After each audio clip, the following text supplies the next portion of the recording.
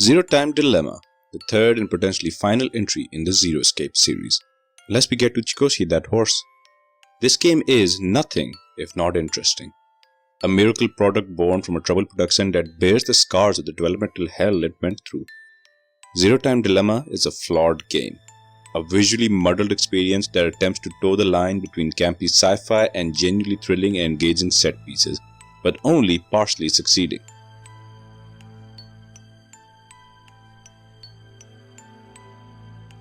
One of the game's more divisive aspects is its central antagonist, Zero the Second, aka Delta. Delta, who is revealed to be the mysterious head of the religious cult Free the Soul, is a peculiar entity. He is the most involved Zero in the series, appearing in almost every scene of Zero Time Dilemma, thus setting himself up as the most complicated and intriguing individual to don the persona of the game master. Yet, many players were left disappointed by him due to the game's supposed inability to actually provide him with the complex motives, as Delta had so shrewdly stated. In the game's climax, Delta had stated that his reasons for doing everything he had done was principally to create the scenario in which he would be born with the powers he currently has. Secondly, he wanted to bring the cast into the right frame of mind, as he called it, so that they may be able to find and defeat the religious fanatic and prevent the potential extinction of the human race. Although neither reason is by any means a poor or uninteresting motivation for Delta's actions, many players felt that it was ultimately underwhelming and merely a case of perpetuating a time paradox. Admittedly, despite greatly enjoying Delta's presence and dialogue throughout the game, in no small part due to DC Douglas's stellar voice acting, I initially agreed with the criticism directed at the game's antagonist. I found his reasoning to be shallow and not at all becoming of the complex motives that Delta was alleging. However, after ruminating on it, I've realized that the game is far more layered and subtle than I, or anyone else for that matter, had given it credit for. In this video, I'll be going over the various complexities of Delta's character and his multifaceted and clandestine reasons for setting up the decision game. Play the game. The decision game. Let's go over a couple of key things first. Delta is Sigma and Diana's son. He propagated the spread of the Radical 6 virus, he wishes to save the human race from complete annihilation, and he doesn't intend to actually see his plans come to fruition. With the basic understanding of Delta's character and primary goals established, let's move in an ascending order from the most innocuous of motives to the more grandiose. First and foremost, Delta is petty. Despite seeming unflappable, there exists in Delta an element of malice for certain types of people. The way he characterizes Maria and states he had what was coming to her despite being his unassuming accomplice is evidence of this characterization. As such, in one of the many realities, he had chosen to engage Akane in conversation and explain his reasoning, even debating with her on the merits of his actions. When Akane rejects his reasoning, Delta highlights how Akane, of all people, should understand the purpose of his actions. In other words, Delta felt a need to call out Akane on her hypocrisy. In 999, Akane had subjected Junpei and the other participants of the Nonri game to countless realities where they are brutally murdered and endure great horrors. All of this was done to create a reality where Akane may live. Delta is proclaiming that Akane did the same thing he's doing, merely on a micro level. He's essentially admonishing Akane for her hypocrisy. Her willingness to disregard countless realities for one in which everything works out is no different from Delta's choice to sacrifice 6 billion to save 2 billion, at least in Delta's eyes. I harken back to Tenmyoji's monologue from the epilogue of Virtue's Last Reward. Tenmyoji talks about how Akane is willing to abandon any inconvenient reality, not caring that she's leaving behind countless number of people who had found some meaning in their messed up realities. Akane, seemingly either intentionally or unintentionally, is blind to this truth, while Delta accepts his abhorrent behavior. He points out this hypocrisy to Akane as he mocks Akane for invoking God, and it's no coincidence that this is the timeline where Akane eventually goes on to assist in the formation of the AB project, thus creating a countless number of tragic realities. Delta had orchestrated the decision game to, partially, gain the opportunity to see how Akane would choose to act, especially when you take into account that the story of the snail ultimately culminates in Akane's existence. Thus, one of Delta's many complex motives was to simply be witness to Akane's hypocrisy. And while Akane invokes God, Delta persistently invokes the snail. Delta had, almost to the point of redundancy, repeated the story of the snail throughout the game. Almost without fail, he would conclude his monologues the following phrase: Life is simply unfair. Don't you think? Persistently, Delta tried to hammer into the character's head the notion of unfairness. This is evidence from not only the situation itself, that being the character's place in the decision game, but also the games and the manner in which the characters were expected to actually make it through them. For example, see teams shifting into a reality where they had already died in order to get the wrong X passes, or a critical reality for Delta's existence being one in which Phi has to die. I've engaged in discussions on the ending of Zero Time Dilemma with some people, where we had debated whether the games were even necessary to motivate the characters into taking affirmative action against a religious fanatic. I can understand anyone's frustration with Delta and how his plans seem excessively unnecessary. However, on a closer examination of the game, one thing stood out. The characters would often curse Zero and lament the situation they found themselves in. Fuck you, asshole! Zero. Why are you doing this to us? You can hear me, can't you, Zero? I know you're hiding somewhere, just watching us. This is a perfectly natural and human reaction, but to someone like Delta, who seems almost alien in how he acts, perhaps this wasn't the frame of mind he had envisioned for these characters. For someone willing to sacrifice 6 billion people and remain wholly nonchalant about it, I think it goes without saying that Delta isn't expecting the world saviors to be, for a lack of a better term, a bunch of whiners. From what Delta has observed, he deemed the death of 6 billion people to be the ideal outcome. Yet, he is willing to believe that the participants of the decision game may find a better alternative. However, Delta, despite the hokiness of his game and his design, is a pragmatic individual. He'll tally the pros and cons and make the most appropriate choice. As such, he wants to instill in the characters that same sense of cold, detached pragmatism. The understanding that even the most ideal scenario may have an element of unfairness to it. The potential existence of the proverbial snail may derail even the most sound of plans. Are the characters willing to accept a flawed reality, or will they always strive for some ideal reality that may or may not actually exist? Delta is trying to avoid the contradiction of a reality that is devoid of unfairness. And if the others are not willing to accept the notion of unfairness, then they may never reach the ideal reality they so seek. It is worth noting that in 999 and Virtue's Last Reward, it is revealed that the characters weren't in any real danger, for a lack of a better word. The games were not designed to kill the participants, nor were any individual setbacks designed to kill anyone. They were designed so that everyone may live, yet death loomed around every corner, and more often than not, the characters found themselves facing insurmountable odds and succumbing to their doom. In Zero Time Dilemma, Delta does away with any pretense and presents the dangers transparently, yet the game still ends with all the characters surviving. In the game's ultimate reality, all the characters survived and nothing was lost. Except, Delta points out that they have entered this reality by sacrificing the ones that originally occupied it. In that reality, what they had done to survive was unfair to those who preceded them. However, the characters' desire to live outweighed all other considerations. Delta doesn't beat around the bush. He lays the characters' hypocrisy bare. Their desire to live and to reach this ideal reality was unfair to those who hadn't suffered in the way they had. To Delta, it is of utmost importance for the characters to understand that what they are doing by its very nature is unfair.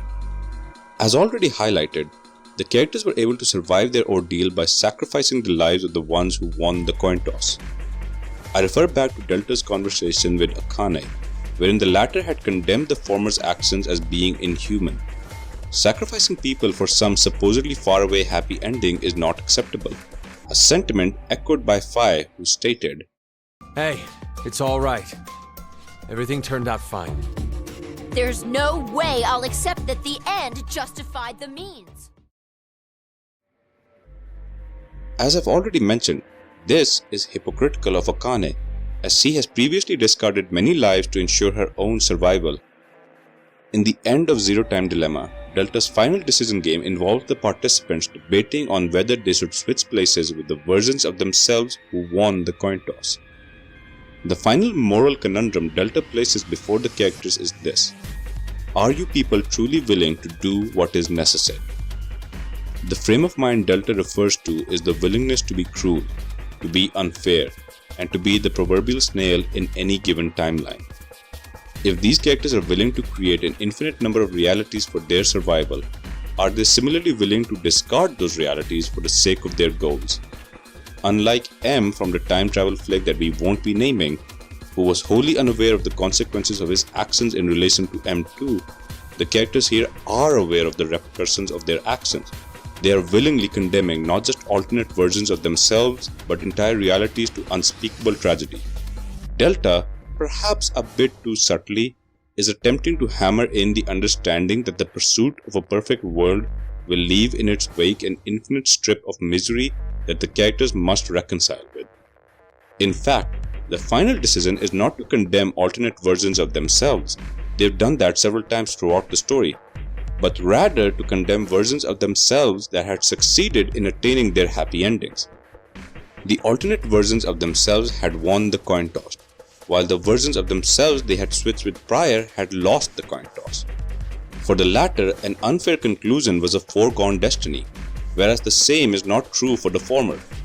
The versions of the characters at the end of the story would have to actively throw under the bus the versions of themselves that had overcome their own unique trials and tribulations, an act of abject unfairness on part of the shifters.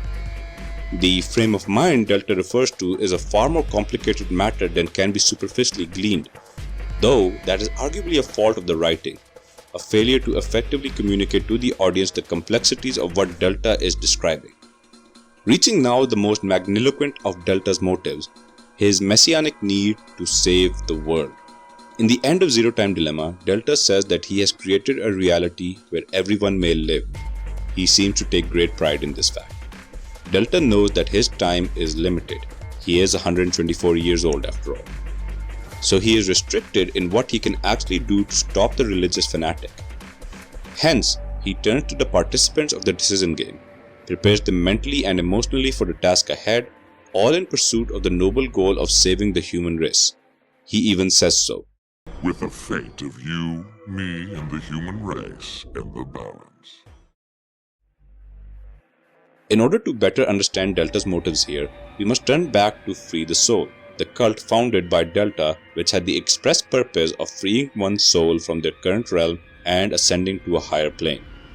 Taking a step back and applying a less literal interpretation of the organization's mission statement, it is evident that what Delta achieves by the end of Zero Time Dilemma is exactly what Brother had espoused to the followers of Free the Soul. The soul, that is to say, the consciousness of various individuals, ascends their current plane of existence and transcends into a higher plane. The higher plane in this case being a reality in which a positive outcome is possible. Playing into the theme of an individual's consciousness existing outside their respective bodies, the concept takes on a new meaning due to Delta's ability, namely the mind hack. Delta, in any given reality, exists only in that reality. He cannot transfer consciousness, yet his understanding of the world is predicated on the realities alternate versions of himself and others perceive.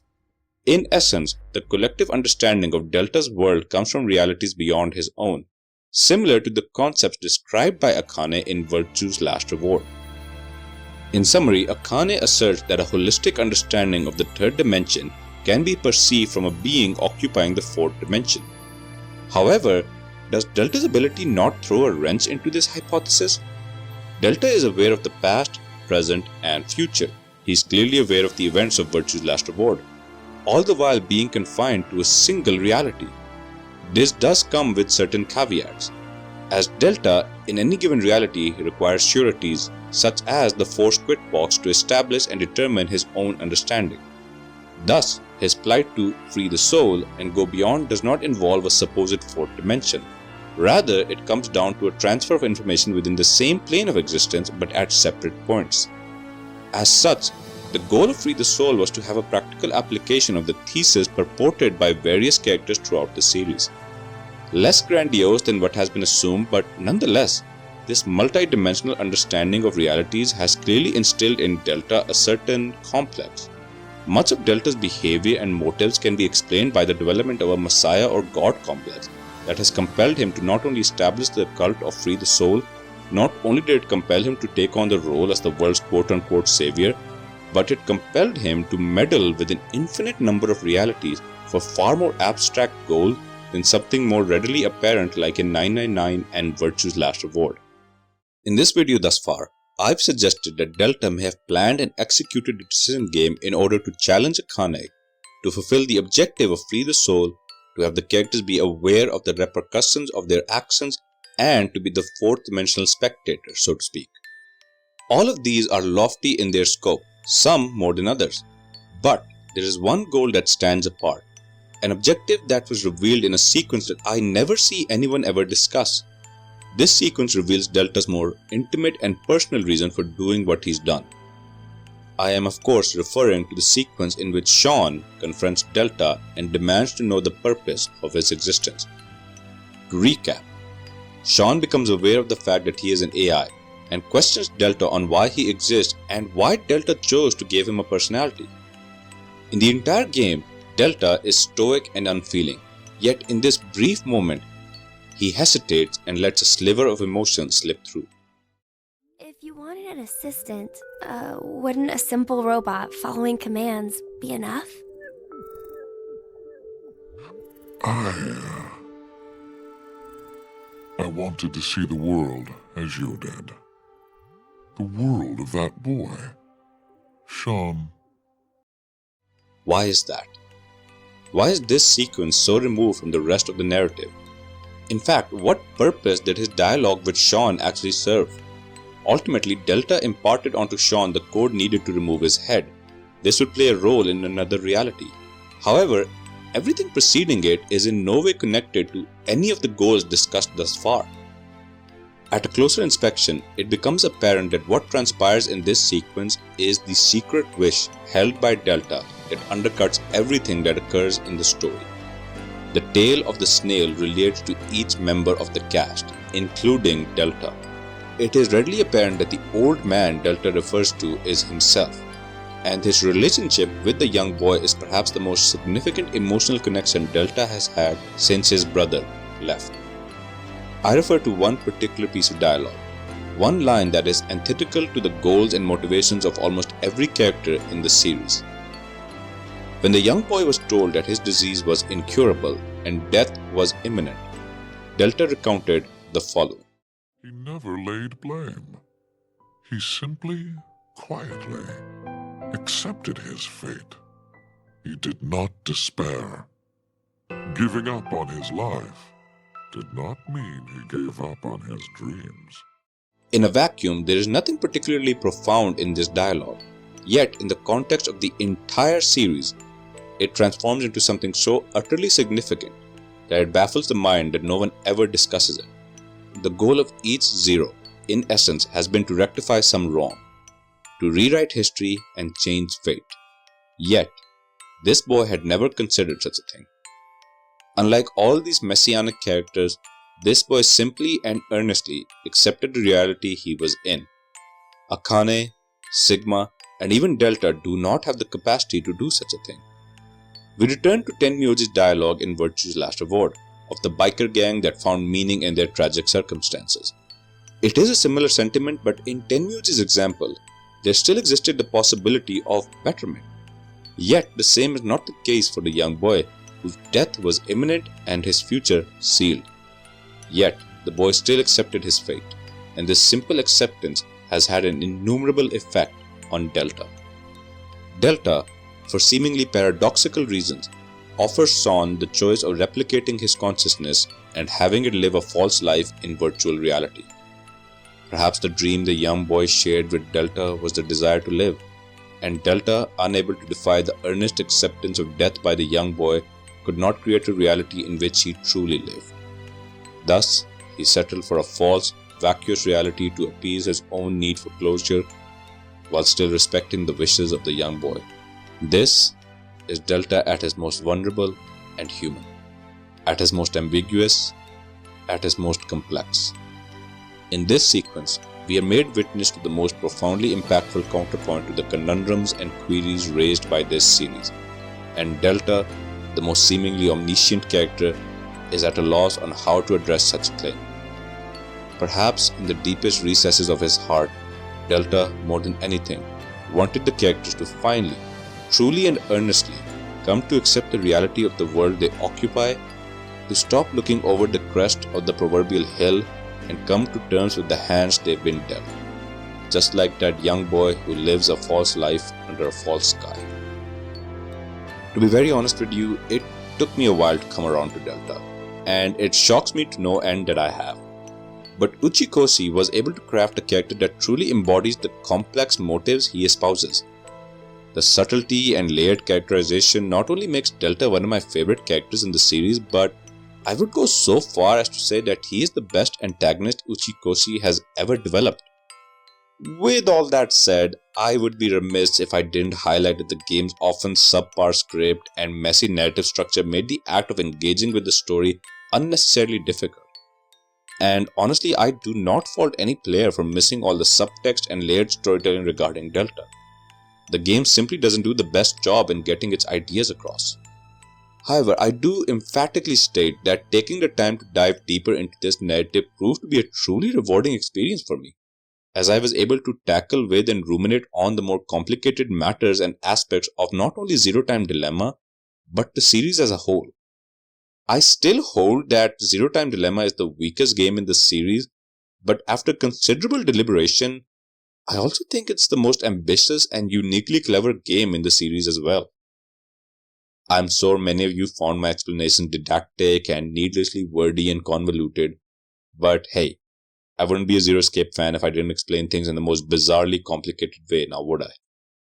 I hope this video was able to provide an alternate view of Zero Time Dilemma and of Delta, and I hope to engage with many Zero Escape fans in the future to discuss this odd, absurd game. Thanks for watching. The fates of you, me, and mankind are all on the line. This is the decision game.